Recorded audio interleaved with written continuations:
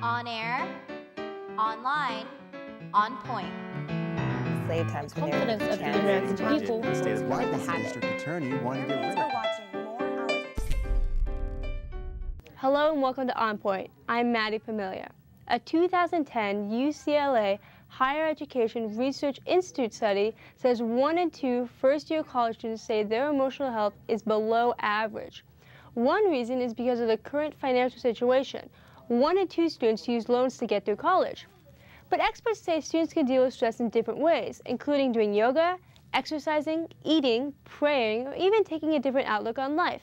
CSUN students say they deal with stress differently. I try to figure out when I have time to do the things that I enjoy doing, like, I don't know, watching movies and stuff kind of calms me down. I hate to say it, but tobacco calms me down, so I'm kind of like a tobacco addict, so it kind of calms me down. And I think talking to my parents and keeping in touch with family is a big thing, too. It makes you realize what's really important. I just exercise or read a book.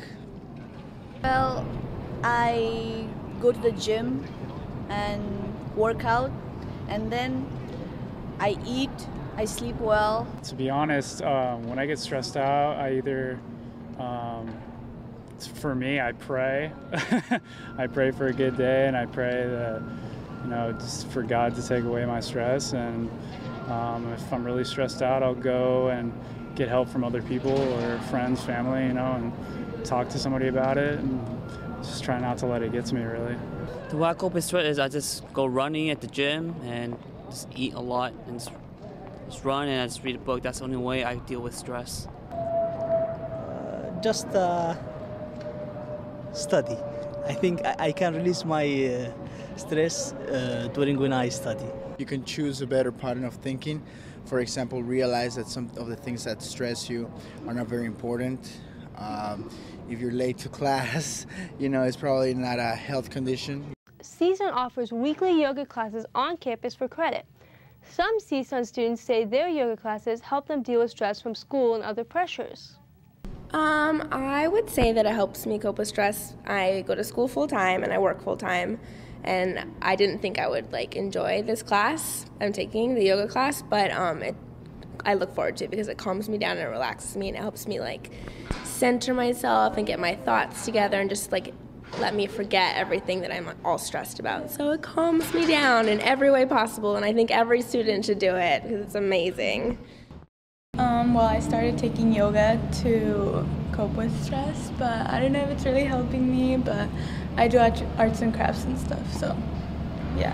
It helps me a lot because I knew that I was taking a really hard semester as a junior going into my senior year. So I knew that yoga would help me relieve a lot of tension and stress just by simply breathing and letting it all go and just relaxing. Now let's go to On Point's Melanee Shale for an in-depth look at the issue of stress. Thank you, Maddy. Today we'll be talking with Dr. Mark Stevens, Director and Psychologist at University Counseling Services here at Cal State Northridge. Dr. Nick Galli, Associate Professor in the Kinesiology Department, also here at Cal State Northridge, who teaches sports psychology.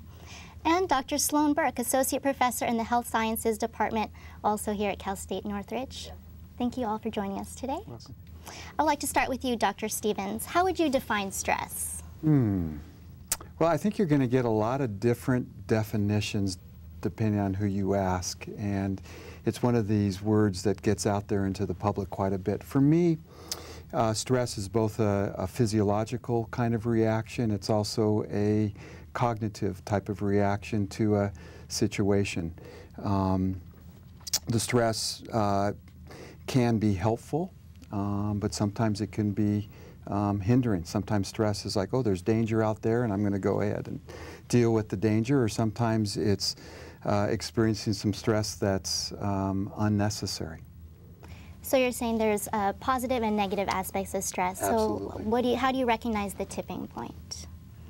Well, part we'll look at sort of when it becomes an impairment. The tipping point would be if they're starting to feel some chronic physiological signs. It means that the stress is being absorbed too much into the body, and they're starting to feel either chronic headaches or chronic stomach aches or backaches, things like that. It can, for different people, the stress hits different parts of the body. Sometimes it might hit parts of the body that are a little bit more compromised already genetically or through injury.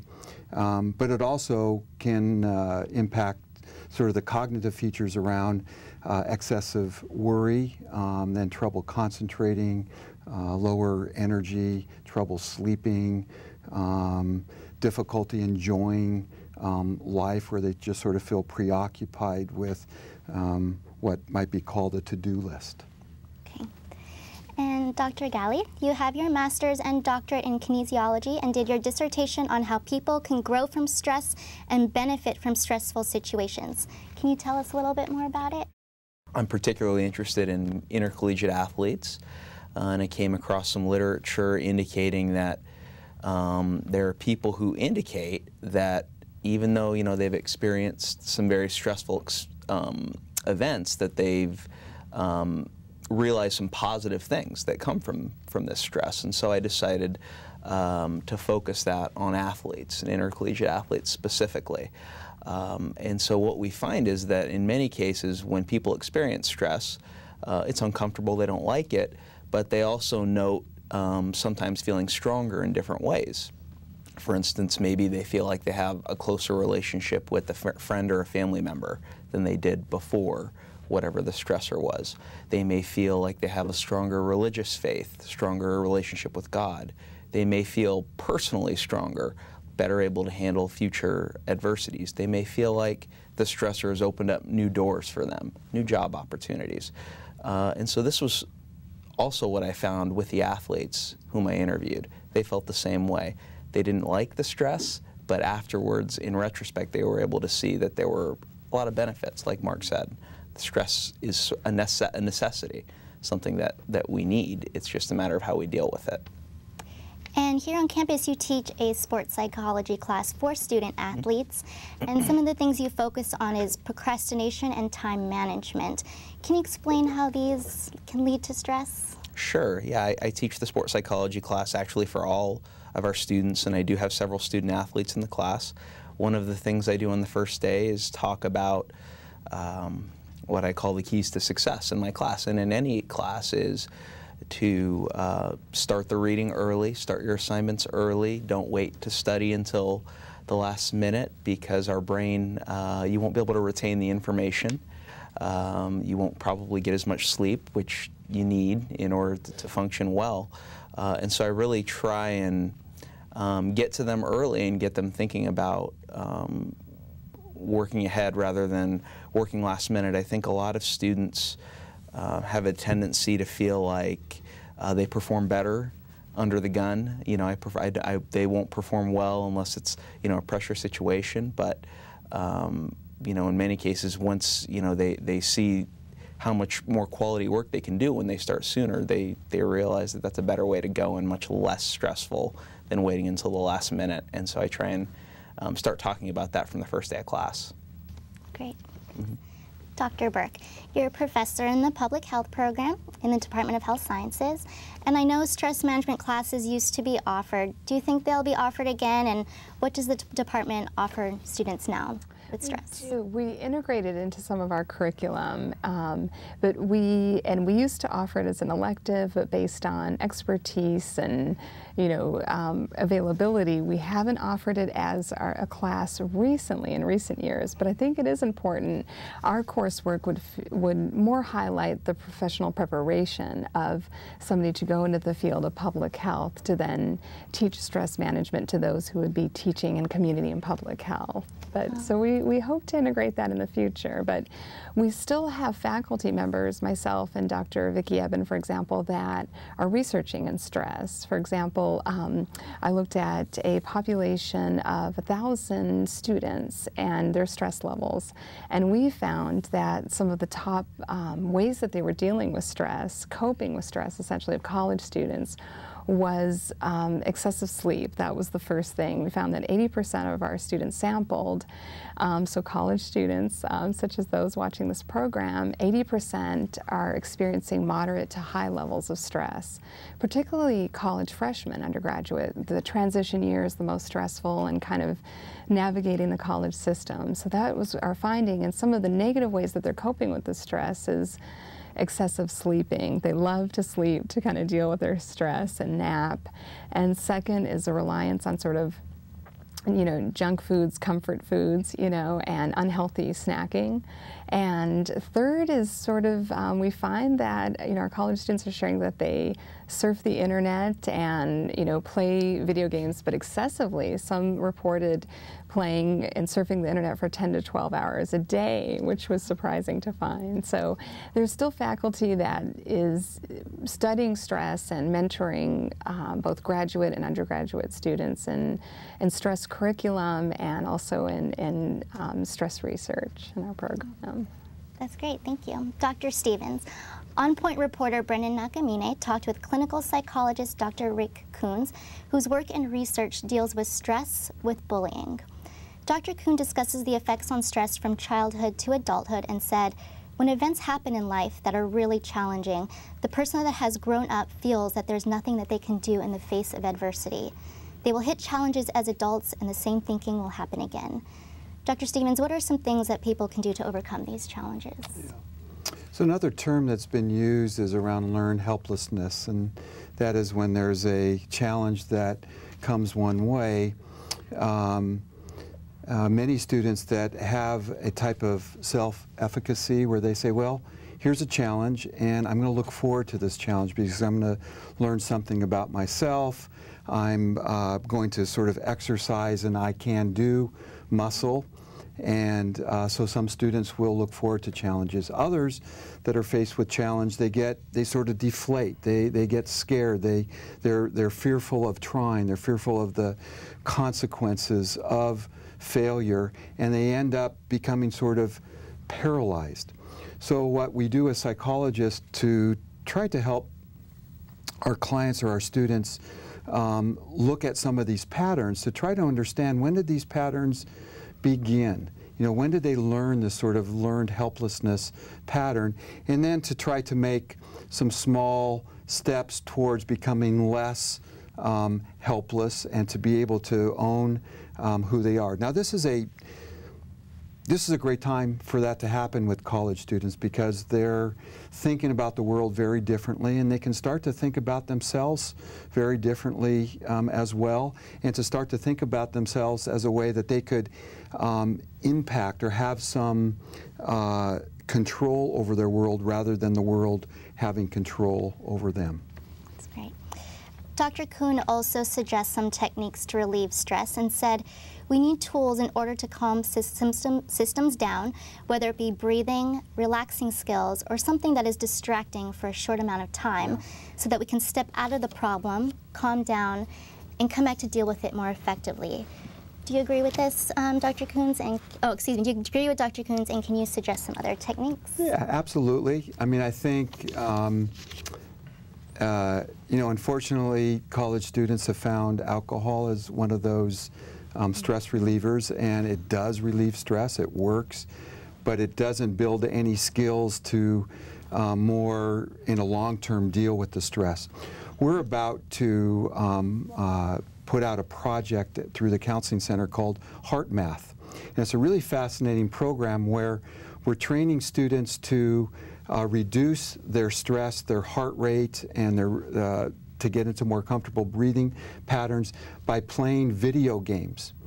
What you have to do in order to get to different parts of the video game, you have to be able to control your stress. So it's actually the opposite of a lot of video games where people are getting all keyed up. They have to be really relaxed. So if their heart rate goes up a certain amount, they're not going to be able to work through the different mazes. It's a type of biofeedback that's used, and then the students can sort of associate, oh, I have some control over my stress. I can breathe, or I can think about what I need to do in order to calm myself down. We also offer 2 relaxation groups or guided imagery groups where students or faculty and staff can come. And we call these groups sort of exercising your relaxation muscle, because we're not naturally given a relaxation muscle. We're naturally given a stress muscle. Our nervous system is wired for stress, but it's not really wired for relaxation. So we need to sort of teach some healthy ways to relax that they can use. Great, thank you. And let's see. And Dr. Burke, do you agree with Dr. Coons? And can you also suggest some techniques to relieve stress? Definitely, definitely. Our research and sort of what we know from the body of existing research is the deep breathing techniques and the time management is as Nick teaches, and some of the stress management, you know, healthy snacking versus unhealthy snacking. So with introducing, you know, healthy foods, and physical activity was one of the ways that college students identify that they are coping with stress, but not enough. You know, we have the fabulous rec center, the new rec center here at CSUN. So getting students excited about that and enjoying physical activity, it doesn't have to be just in the rec center. You know, you could go walking, hiking with friends, kayaking. The weather is beautiful here, so I think incorporating physical activity, and it can be even low-level physical activity, is a great stress reliever to burn off some of those, you know, cortisol levels and everything that's going on in the body physiologically. So I think healthy snacking, being physically fit, getting the proper amount of sleep. You know, college students need about 7 to 9 hours of sleep at least, you know, and they're taking in so much information constantly through lecturing and studying, and it's an overload on the system, and all the responsibilities of juggling, you know, work and financial stress keeps coming up time and time again. So I think CSUN offers excellent resources too to do the budgeting classes and you know, stay away from credit card debt, as tempting as it can be, and not worry about, it's easier said than done, but not worry about the tuition, you know, sort of increases and things that the challenges that the students have, and some of the reframing things that Mark had discussed as well, sort of how we interpret some of the issues that college students are dealing with, and just having resources like the counseling center I think are important. I noticed that my students, undergrads, were real stressed, and so we took a break from the lecturing content and we said, okay, write down on the blackboard everything that's stressing you out. It was perfect because we had a chalkboard that was a blackboard to the right, and then in the front we had an actual old-fashioned chalkboard that was a green board, and I said, you know, write down everything that's stressing you out on the blackboard.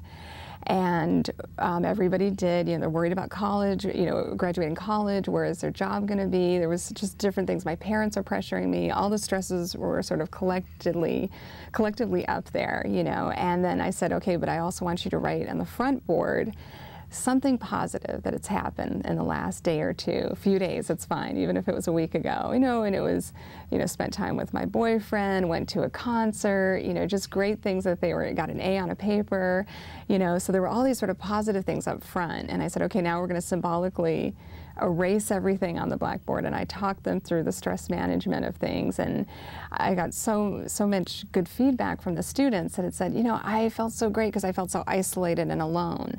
You know, I felt like no other of the students nobody's going through what I'm going through, essentially. So it was so neat to have that empathy is what they shared, which was really nice. And I think having even support groups on campus where college students can talk to each other a little bit more formally, but not so formally, even where there's a professor or a psychologist even there, but just where it's just them saying, hey, we know what we're going through, I think would be also another great resource. So.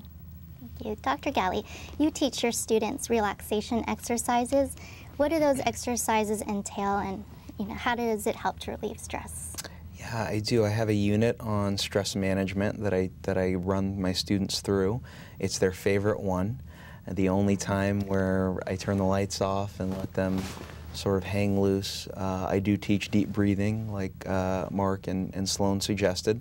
Probably the favorite exercise that I take my students through, and that is commonly used with athletes as well, is called progressive muscle relaxation. This is the idea that, as Mark said, we're sort of have become accustomed to functioning under this state of tension, so much so that we don't even realize when we're tense and where we're tense.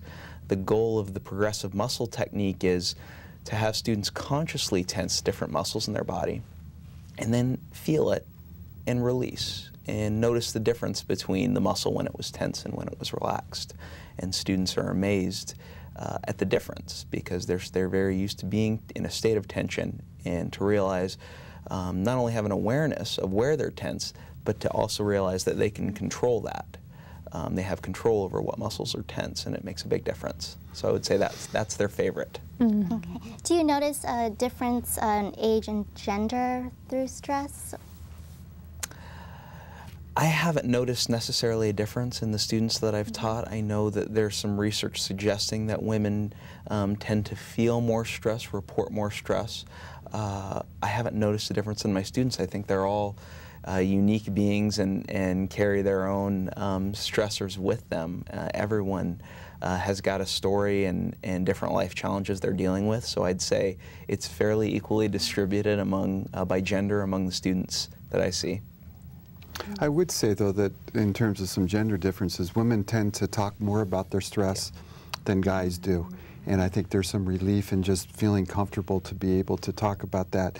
Guys often will internalize their stress and not talk about it because it's not really cool, unless they're really angry. If they're angry, then they can say they're angry. That's sort of socially conditioned for guys, but they can't say, I'm feeling vulnerable or I'm feeling overwhelmed. They don't use those words. You've mentioned some services at the Counseling Center. Can you suggest some other services that are offered for students who want to walk in? I mean at the counseling services, what are some other services? Well, we have, of course, we have individual counseling, and we have a variety of groups.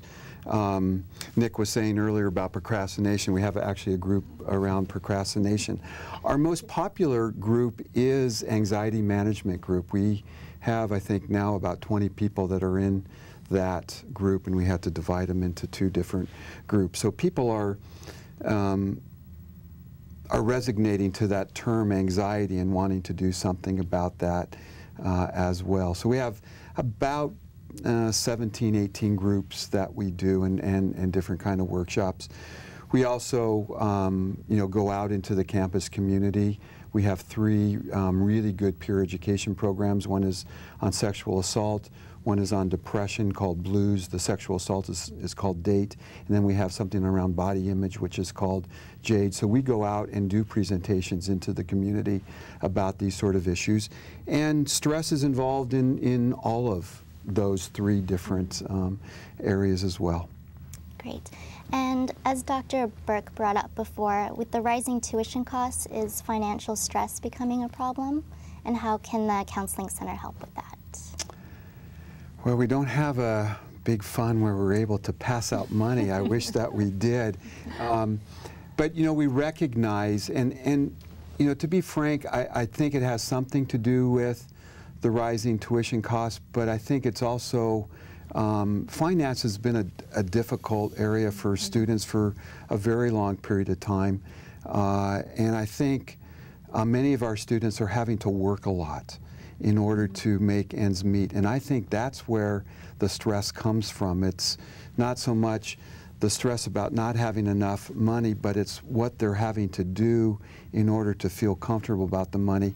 And sometimes that work is becoming more of a priority for them than school, and then that becomes a vicious cycle of stresses that they're not doing what they really want to be doing. We do collaborate with financial aid, and we've done what they call a great series on financial literacy and one's relationship with money. And then we help students, one of the best things that we can do is to help students take a look at where they're spending the money. Because sometimes what they're saying about not being able to afford things, if they start to look at what they're spending their money and have some control over it, they might feel a little bit more empowered and a little bit more breathing room to say, oh, I can sort of maybe not buy lunch out so much, and I can do this and feel a little bit more comfortable. And what are some warning signs that friends and family can look out for in order to tell if the pressures of things are becoming too much for someone to handle? Yeah.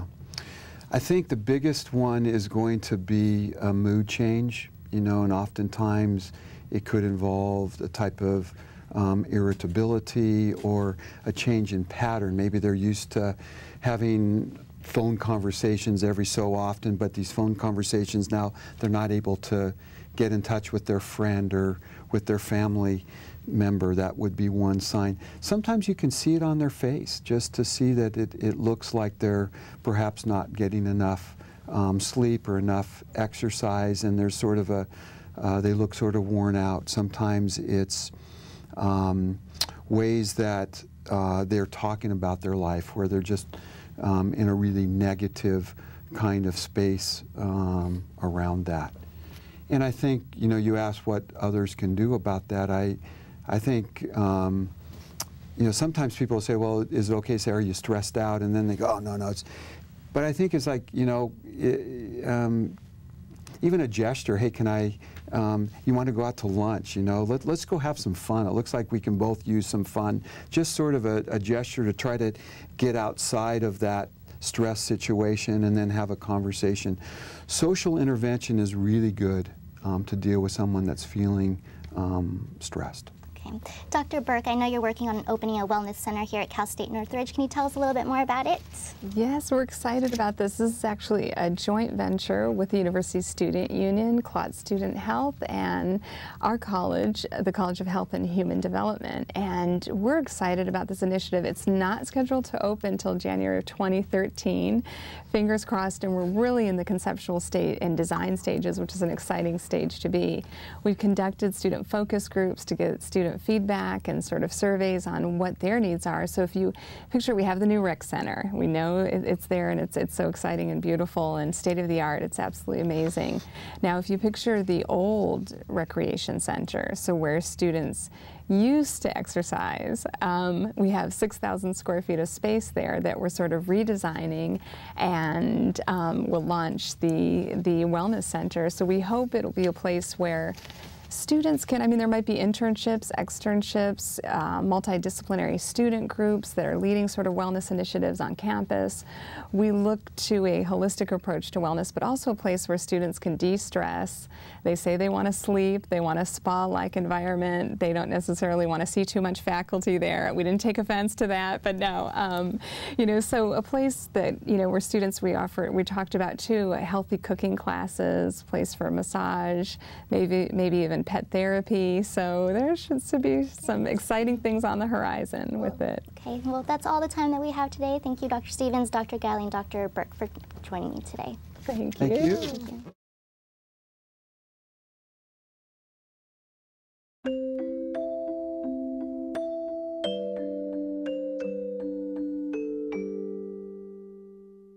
Lead paint poisoning affects over 1 million children today. If your home was built before 1978, call or log on.